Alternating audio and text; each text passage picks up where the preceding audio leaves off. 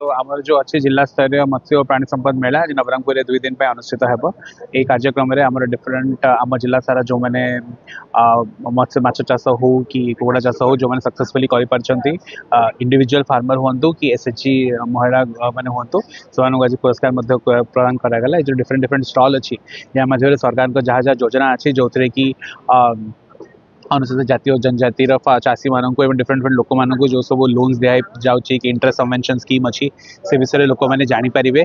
Plus जो different वैज्ञानिक मान सहित इंटराक्शन अच्छी से द्वारा भी से नुआ नुआ जो वैज्ञानिक पद्धति अच्छी माछ चाष कि पशु चाष करने से विषय जानीपारे। तो मैं आशा करुँची आमर जी नवरंगपुर माछ चाष करुवा इवेन चाषी भाई भाई मैंने अच्छा से मैंने यही 2 दिन जो प्राणी संपद मेला अच्छी से लाभवान हो पारे एवं निजर आय बढ़े पारे।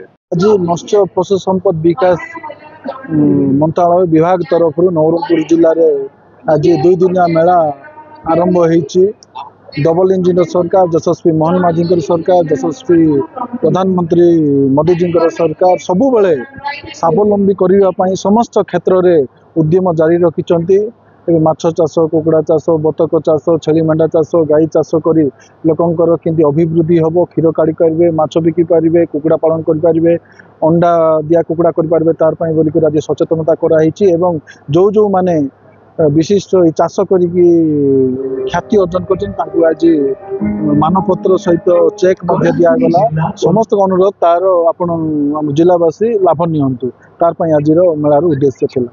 आमर आज मत्स्य प्राणी संपद मेला विभिन्न जिले में जमी पालन कर आज आम जिले में आज आरंभ कर आज एवं काली 2 दिन मेला चलो। मेलार मुख्य उद्देश्य हूँ सरकार जो योजना सब चली से योजना गुड़ाक लोक पाखे पहुँचाइबार उद्देश्य लोक मैंने केमती से योजना विषय जानवे एवं तार सुफल पाइपर। सरकार सबू आमर योजना मानक विभिन्न प्रकार सब्सिडी प्रदान कर सब्सिडी केमती लोक मैंने जानवे एवं तार सहज उपयोग करें से मेला आमर पालन करा 2 दिन।